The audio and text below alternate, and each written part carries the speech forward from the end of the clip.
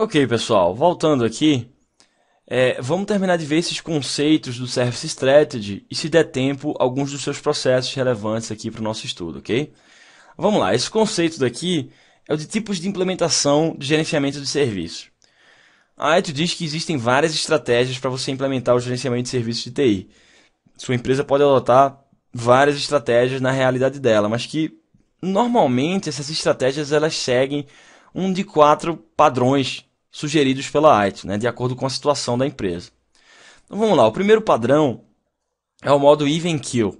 Eu não traduzi isso daí, pessoal, por duas razões. Né? Primeiro que não existe ainda uma tradução oficial da AIT, né? E provavelmente quando traduzirem isso daí, a tradução ela não vai ser literal. Então eu não quis colocar uma tradução literal aqui, acho melhor esperar a tradução oficial sair. Se fosse traduzir isso daqui literalmente, seria modo quilha equilibrada. Quilha é aquela parte inferior de um barco à vela, por exemplo, centralizada do barco, né, que fica ali submersa na água. Isso é uma quilha de um barco. Quem já velejou conhece esse termo, certo? E even seria isso, né, equilibrado ou igualitário. Né? Isso daí nada mais é, pessoal, do que uma analogia, um termo utilizado pela arte para descrever um barco à vela que está num clima calmo. Num mar que está numa calmaria, que não precisa de nenhuma técnica especial para se manter equilibrado esse barco. Os ventos são favoráveis, a navegação ela é simples. Isso aí nada mais é do que uma analogia da arte para dizer que a sua empresa se encontra num momento tranquilo. Você não precisa de nenhuma grande intervenção nela para alcançar os objetivos organizacionais dessa empresa, certo? Então, se sua empresa se encontra num modo even kill, ela se encontra nesse momento calmo. E aí o foco de uma empresa que atua nesse padrão de implementação de gerenciamento de serviços é mais na melhoria contínua do gerenciamento de serviços. Né? Você já tem processos de gerenciamento de serviços implantados e você quer melhorar eles continuamente. Você não tem grandes questões a serem tratadas, é mais em melhorar um aspecto ou outro desses processos de gerenciamento de serviços, porque você já está num modo ali de calmaria, os ventos são favoráveis à sua empresa. Beleza. O modo Trouble, como o próprio nome está falando, é um modo de problema. Né? Essas organizações que estão nesse padrão Trouble, elas reconheceram que existe alguma fraqueza ou problema significativo com a maneira pela qual os serviços delas são gerenciados. Isso geralmente se manifesta através de algum sintoma, né? Através de, por exemplo, falhas repetidas, mudanças não confiáveis, clientes insatisfeitos, escassez de capacidade, descontrole e assim por diante. Okay? Seja qual for o sintoma, a administração de uma empresa que está nesse modo Trouble, ela entende que precisa tomar alguma ação significativa, certo? Então o foco nesse caso é de construir soluções, tomar ações que resolvam os problemas imediatos que estão afetando a empresa naquele momento. Isso é outro tipo de implementação de gerenciamento de serviço. O foco vai ser outro, vai ser em resolver problemas e não em melhorar continuamente, como o modo Even Kill que a gente viu ali em cima, certo? Beleza, e tem mais dois modos, pessoal. Tem o modo Growth, né, um modo de crescimento, que é o seguinte, organizações nesse modo de crescimento aí, agora elas tomaram a decisão estratégica de melhorar ou mudar a organização significativamente durante um período planejado. Então, por exemplo, essa organização ela pode estar se expandindo em novos mercados, estabelecendo novas linhas de negócio ou melhorando o desempenho da organização como um todo. Então, já que essa organização ela quer crescer, né, ela quer melhorar holisticamente, né, globalmente os seus processos e não um processo específico, então ela entra nesse modo growth, esse modo de crescimento. O foco aí vai ser na implementação de frameworks de melhores práticas, né? Porque aí você vai ter todas essas boas práticas da ITIL auxiliando essa organização a crescer pouco a pouco, né? O modo growth é um crescimento paulatino, é um crescimento devagar, que você vai criando novos mercados, estabelecendo novas linhas de negócio. Então aí o foco vai ser em implementar boas práticas de frameworks de governança, como o ITIL, como o COBIT, como o CMMI e outros frameworks. É engraçado que no modo Trouble, no modo de problema, que a gente acabou de ver ali no slide passado, a ITIL diz que se a sua empresa se encontra nesse momento de crise, né, nesse momento de fraqueza, de problema, não é interessante que você comece a aplicar boas práticas de frameworks como o ITIL, como o COBIT, como o CMMI. É interessante, né, a ITIL dizer isso, porque ela mesma reconhece que se sua empresa estiver no modo de problema, no modo de crise, o foco é de apagar incêndio. o foco é de resolver os problemas mais críticos o mais rápido possível. E nesse momento não é a hora de você estar pensando em práticas estruturadas da IT, porque essas coisas levam tempo. Você pode até cair numa armadilha de tentar comprar uma solução IT, né, cara, no mercado, que não vai resolver o seu problema naquele momento. Beleza, isso era o modo Trouble. Aqui no modo Growth, aí já é diferente, né? Aí beleza, você está no modo onde você quer crescer de forma planejada. Então beleza, aqui o foco vai ser na implementação de frameworks de melhores práticas, ok? Só que o crescimento no modo Growth ele é um crescimento lento, ele é um crescimento planejado. O último modo, o último padrão é o de mudança radical, né? Radical Change, que aí o foco é na transição da organização. Essas organizações aí de Radical Change, elas estão passando por uma mudança fundamental, né? Por exemplo, elas podem estar terceirizando completamente a sua TI. Elas podem estar passando por um processo de fusão, um processo de aquisição, né? De novo, é um modo, um padrão de mudança, assim como o modo de growth, né? De crescimento. Só que com duas diferenças fundamentais, né? Aqui no modo de mudança radical, essa fase de planejamento ela tem que ocorrer muito mais rapidamente. A implementação ela pode até ser um pouco mais lenta, né? Mas as decisões de planejamento elas têm que ser tomadas rapidamente, porque normalmente a empresa está passando por uma radical change, né? Por uma mudança radical. E aí você vai ter gerentes sêniores gerenciando, fazendo a governança em cima da transição dessa organização. Então o foco vai ser justamente na transição dessa organização, que pode ser uma transição, inclusive, traumática, ok? Essa é a diferença do modo Growth para o modo de Radical Change, né? As duas têm mudança, mas a mudança do modo de crescimento, do modo Growth, ela é uma mudança mais paulatina, mais planejada, enquanto a de Radical Change, como o próprio nome está falando, é de uma mudança radical. É uma mudança rápida, é uma mudança que o planejamento ele tem que ser objetivo, ele tem que ser curto, ele tem que ser ágil, ok? Beleza. Claro que essas abordagens, pessoal, elas podem se sobrepor, né? Por exemplo, eu posso estar querendo crescer, né, um modo Growth, ao mesmo tempo que eu estou lidando com problemas, né, no modo Trouble. Essas divisões aqui desses padrões são só didáticas. Então, na prática, é claro que você vai ter uma certa sobreposição e paralelismo entre esses modos, ok? Beleza, esse foi o conceito de tipos de implementação de gerenciamento de serviços de TI na ISO 2011. O próximo conceito que a gente vai estudar é o conceito de organização, né? Como é que você deve estruturar a sua organização segundo a ISO 2011. Ela diz que você vai estruturar em basicamente dois níveis, o nível estratégico e o nível tático / operacional. Cada um vai ter relacionamentos específicos e estruturas específicas, ok? Vamos lá, o primeiro nível é o nível estratégico. Basicamente, são esses elementos que você está encontrando aí nesse quadrado aí do meio, nesse retângulo aí do meio que vocês estão vendo, né? A ITIL diz, você deve estruturar a sua organização em nível estratégico em 4 elementos que se relacionam com outros processos da sua organização. O primeiro elemento, o primeiro comitê aí, seria o grupo de direção da TI. É um grupo que é composto por executivos de negócio, né, fornecedores de serviços de TI. É o grupo que garante que a estratégia da empresa é adequadamente representada. Né, é o que conversa diretamente com a alta administração da sua empresa. Beleza, então o grupo de direção da TI. Temos o escritório de gerenciamento de projetos. Né? Quem já estudou PMBOK lembra muito bem disso daqui, né? O famoso PMO, né? O Project Management Office, que garante que todos os projetos e programas da sua empresa são avaliados, são gerenciados e são relatados de acordo com a estratégia da sua organização. Estratégia essa que foi definida pela diretoria da TI, ok? Por aquele grupo de direção da TI que vocês estão vendo ali dentro. Temos o escritório de gerenciamento de serviços, que é parecido com o escritório de projetos, mas que coordena processos e funções que gerenciam serviços do provedor durante todo o seu ciclo de vida.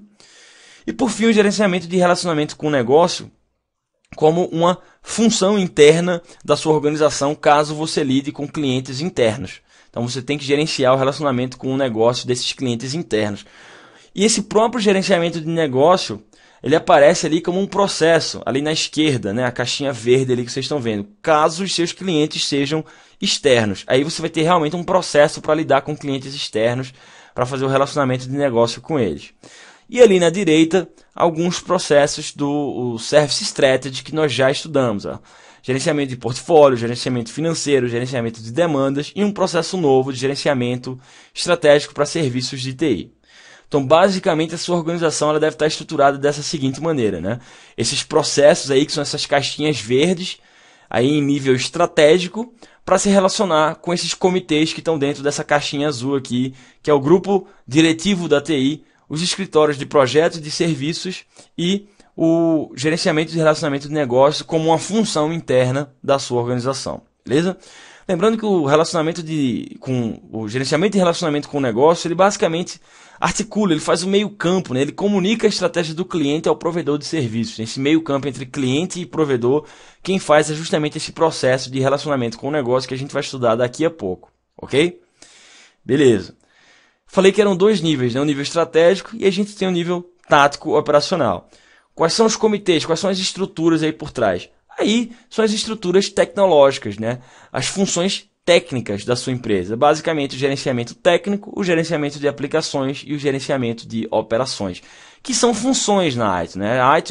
A partir da ITIL, já desde a ITIL V3, tem 4 funções, né? O Service Desk, que não está aparecendo aí, e essas outras 3 funções. Gestão técnica, de aplicações e de operações, né? São as suas estruturas técnicas da TI, tática e operacional propriamente dita. Aqui eu não estou falando de auto-administração, aqui eu não estou falando de gerentes sêniores, aqui eu estou falando da peãozada mesmo, ok? Dos técnicos, da galera que gerencia as aplicações, as operações rotineiras da sua empresa. Por quê? Porque é um nível mais operacional, né? É um nível do dia a dia. Então, por isso, esse nível daqui vai lidar com todos aqueles processos que nós já conhecemos, táticos e operacionais da ITIL.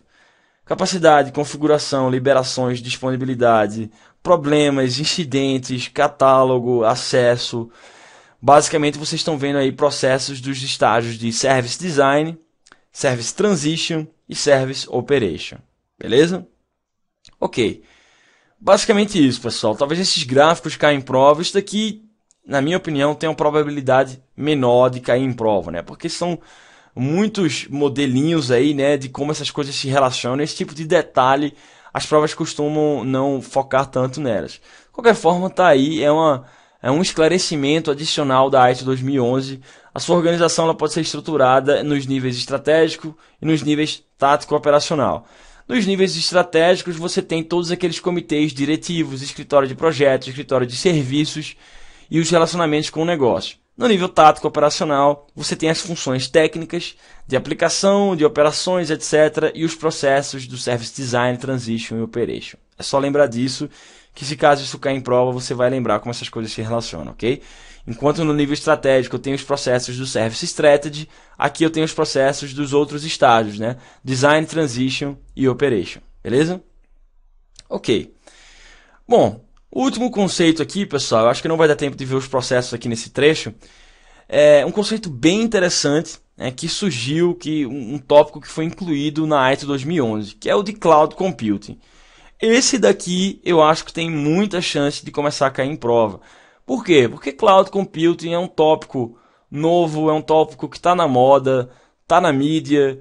Todo lugar, toda palestra que você vai, você vê as pessoas falando sobre Cloud Computing, dizendo que é o futuro, dizendo que é a nova área da TI.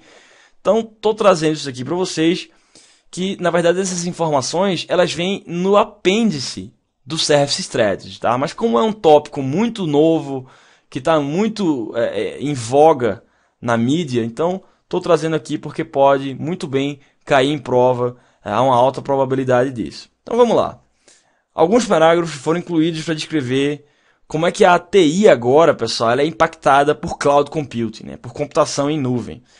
Tudo isso foi adicionado no apêndice que eu falei para vocês da estratégia de serviços. E esse apêndice ele descreve características de serviços cloud, tipos de serviços na cloud e componentes de uma arquitetura cloud. A gente vai ver tudo isso aqui agora, certo? Agora veja, é claro que esse é um assunto extenso, né? Eu necessitaria de uma aula inteira para abordar esse assunto aqui. Para falar de cloud, eu teria que falar de SOA, eu teria que falar de web services, eu teria que falar de arquitetura de sistemas. Isso aí é outra área de conhecimento, outra aula. Provavelmente, inclusive, o professor Rogério deve ver isso com vocês. Isso não vai ser comigo. Aqui eu estou mostrando os entendimentos básicos que a ITIL traz sobre esse assunto no apêndice do Service Strategy, tá? E é engraçado que, na verdade, a ITIL diz, inclusive, que ainda é muito cedo para você definir um conjunto de melhores práticas na cloud, né? O tópico ele é muito recente, então ao invés disso, o que ela busca fazer é apenas resumir os principais entendimentos atualmente sobre esses assuntos, ok? Bom, os entendimentos são esses aqui, vamos lá.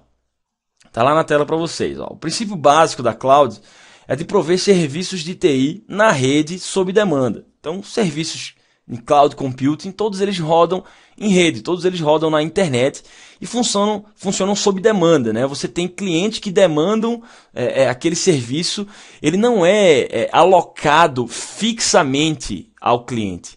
Aquele serviço ele é alocado ao cliente sob demanda. Então o cliente vai lá, usa aquilo, depois que ele termina de usar, ele desaloca aquele serviço. Então, serviços na cloud são alocados sob demanda. Clientes não se importam com a forma de entrega de um serviço, desde que ele atenda a seus objetivos. Ok, ele não importa de onde está vindo esse serviço na cloud, pessoal. Serviços na cloud aí famosos, né? Por exemplo, Google Docs, aplicativos de e-mail. Você não está preocupado em aonde essas informações estão armazenadas, quais são os servidores, qual é a configuração de hardware, qual é a topologia por trás disso. Você só se importa com as suas necessidades, se aquilo atende ou não os seus objetivos com aquele serviço que você quer alcançar, certo? Bom, serviços na cloud devem ser elásticos e escaláveis. Ou seja, elástico, ele deve ter a capacidade de crescer e diminuir de acordo com a demanda. Às vezes você tem picos de demanda, então você vai alocar mais poder de processamento, mais capacidade, mais desempenho para esses seus serviços. Em outros momentos, você vai ter bem menos demanda. Então, serviços na cloud, a gente diz que são elásticos, né? Eles devem crescer e diminuir de acordo com aquela demanda que eu já expliquei a vocês, né? Serviços na cloud são alocados sob demanda. E claro que eles têm que ter escalabilidade, né? Que tem a ver justamente com isso. Aumentar ou diminuir o porte, a capacidade de absorver mudanças no perfil de demanda desses seus serviços, certo? Devem ser capazes de contrair ou expandir a sua capacidade de acordo com a demanda. Beleza, vamos lá. Características de serviços na cloud, né, do cloud computing, segundo a visão da IT. Primeira característica, a entrega ela é sob demanda. Então, os clientes eles podem acessar esses serviços onde e quando eles precisarem através da internet ou intranet, ok? Acesso ubíquo. Ubíquo é universal, tá, pessoal? Anytime, anywhere, sabe? Qualquer lugar, qualquer hora. Então, qualquer cliente pode acessar um serviço na cloud, mesmo que seja um cliente com baixo poder de processamento, tá? Porque o processamento na cloud ele se dá todo na nuvem, né? E não na máquina do cliente, usando protocolos de rede. Então, você vai aí acessar um serviço a qualquer hora, em qualquer lugar, usando redes onde esses serviços na cloud estão rodando. Beleza. Existe um pooling de recursos na cloud, né? Dispositivos físicos e virtuais são dinamicamente alocados e atribuídos de acordo com a demanda do cliente. Então, se você precisa de mais computador, ok. No pool de recursos daquele serviço na cloud, você vai ter mais servidores, mais poder de processamento, mais capacidade que pode ser alocada dinamicamente, certo? Característica de elasticidade, né? Já falei, os serviços eles podem ser escalonados rapidamente para aumentar ou diminuir a capacidade desse serviço na cloud em tempo real, para atender a demanda daquele momento dos clientes que estão acessando o seu serviço. Crescer e diminuir dinamicamente, né? Em tempo real. Serviços na cloud devem ser mensuráveis. Que veja, pessoal, já que normalmente esses serviços na cloud eles usam o esquema de pagar por uso. Veja, uma coisa é você pagar por uma licença de um software, como um Microsoft Office, como um banco de dados que você tem instalado na sua máquina, coisas desse tipo. Outra coisa é você pagar pelo uso, como um serviço dinâmico que você consome na cloud. Então é o famoso pay per use, né? Você paga pelo uso daquele momento do serviço. Então, como normalmente esses serviços na cloud são nesse esquema de você pagar pelo uso, claro que você tem que ter uma forma de mensurar o uso desses serviços, para que você possa calcular a conta que você vai enviar para o cliente. O uso desses recursos ele é monitorado, ele é controlado, ele é relatado. Não, então o cliente ele usou esse serviço aqui durante 2 horas, que consumiu tanto de poder de processamento e processou tantos dados. Beleza, isso daqui custa X para você, Y para você e assim por diante, certo? Então, já que esses serviços são pagos por uso, você tem que ter uma forma de mensurar o uso desses serviços para mandar a conta de volta ao seu cliente. Ok, essas são as características de Cloud Computing. Isso aqui é o tipo de coisa que costuma cair em prova, né? Quais são as características? Dentre as características a seguir, quais são aquelas aplicáveis a serviços na cloud de acordo com a ITIL? Beleza, são essas 5 aqui que eu acabei de explicar para vocês, ok? Vamos lá. Tipos de serviços na cloud, pessoal. É o seguinte, a ITIL diz que existem basicamente 3 formas de você prover serviços na cloud. Você pode fazer isso como um Software as a Service, famoso SaaS, né? Essa primeira camada, pessoal, é a camada de software, o próprio nome está dizendo, né? Onde o provedor de serviço permite que um cliente use o seu software sem esse cliente ter que necessariamente comprar o software. Por quê? Porque o software está na nuvem, o software está na cloud, ele está usando, o cliente está usando algo sob demanda, sem ter que instalar nada no seu computador, né? Por exemplo, software de escritórios, como o Google Docs, por exemplo. Software de gerenciamento de projetos, como o Project Server da Microsoft, que também roda na cloud. Softwares de monitoramento, Service Desk, assim por diante. Então essa primeira camada do Cloud Computing, Software as a Service, é a camada de software. É a camada dos serviços propriamente disso. É a camada que o cliente realmente enxerga. Beleza. A camada do meio, de Platform as a Service, a famosa PaaS, é onde nesse tipo de serviço aí o prestador ele vai vender um ambiente de desenvolvimento e as ferramentas de suporte desse ambiente que podem ser utilizadas por clientes para desenvolver os seus próprios aplicativos e serviços, certo? Então, é como ocorre, pessoal, no mundo tradicional, né? Você tem ambientes de desenvolvimento Java, você tem ambientes de desenvolvimento .NET, você tem ambientes de desenvolvimento na cloud. Esses ambientes de desenvolvimento atuam nessa camada do meio que a gente chama de Platform as a Service. Tem vários hoje no mercado. A Google tem a sua engine para isso. A Microsoft, o Windows Azure, é isso daí, é Platform as a Service, certo? Essa é a camada do meio onde você fornece uma plataforma para terceirizados, né, outros fornecedores de serviços desenvolverem em cima daquilo ali os seus próprios serviços. Isso é Platform as a Service, é uma forma de você prover serviços na cloud.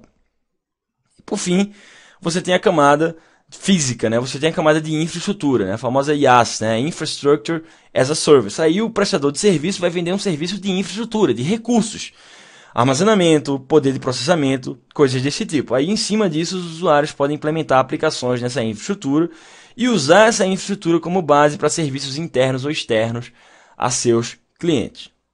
Ok. Isso são formas de você disponibilizar serviços na cloud.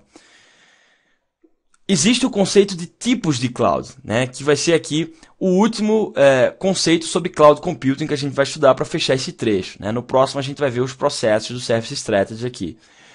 4 tipos de cloud segundo a ITIL, pessoal. Cloud privada. O próprio nome está falando, né? É uma cloud que é privada de alguma empresa é dona daquela cloud, é uma cloud fechada. Ela é provida por uma organização dentro de uma rede privada que pertence à própria organização. Ninguém de fora daquela empresa consegue acessar essa cloud. Ok. Cloud comunitária. Não é uma cloud pública, tá? Ela é um meio termo entre uma cloud privada e uma cloud pública. A cloud comunitária, ela não é totalmente aberta, mas ela opera em nome de um grupo de empresas que compartilham interesses comuns. Por exemplo, você pode ter um grupo de universidades que querem compartilhar informações, né? Divulgar algo aos seus alunos, aos seus professores. Então essas universidades, sei lá, 4, 5, 6 universidades, elas podem se juntar, né? Fazer uma espécie de consórcio para criar uma cloud comunitária. Não é uma cloud totalmente pública, aberta, mas também não é totalmente fechada, né? Porque você tem grupos de organizações por trás dessa cloud. Isso é o que a ITIL chama de cloud comunitária. A cloud totalmente aberta, cloud pública, que normalmente é o que a gente utiliza, né, na internet. Essas clouds do Google, da Amazon, da Microsoft. É uma cloud pública, é uma cloud que tem como público-alvo um público geral. Como tudo na vida, as coisas não são totalmente separadas. Você tem sobreposições. Então a cloud híbrida é uma combinação de 2 ou mais tipos de cloud. Por exemplo, você pode ter uma cloud comunitária, certo? Que tem um grupo de empresas aí por trás, mas que parte dessa cloud comunitária é pública. Parte desses dados não tem para que você esconder. Então você pode ter uma cloud metade comunitária, metade pública, dependendo das informações que são disponibilizadas em cada um desses escopos dessa cloud aí, ok? Bom, beleza, pessoal. Nesse trecho, basicamente, a gente viu esses conceitos sobre cloud computing, que é um assunto muito provável de cair em prova, tá, pessoal? Principalmente nos próximos meses, nas próximas provas, nos próximos anos. Vimos tipos de implementação de gerenciamento de serviços, aqueles modos, né? O modo Even Kill, Trouble, Growth e Radical Change. Quem não entendeu, dá uma olhada lá de novo. São 4 padrões diferentes da sua empresa implementar gerenciamento de serviços nela, de acordo com a situação na qual ela se encontra, né? Se ela está na calmaria, se ela está passando por uma mudança radical, se ela quer crescer, se ela está com problemas críticos, né? Vários tipos de implementação. E a gente viu como é que você organiza a sua empresa em níveis estratégicos, tático e operacional. Beleza? Esses foram os últimos conceitos aqui que restavam para a gente ver sobre Service Strategy.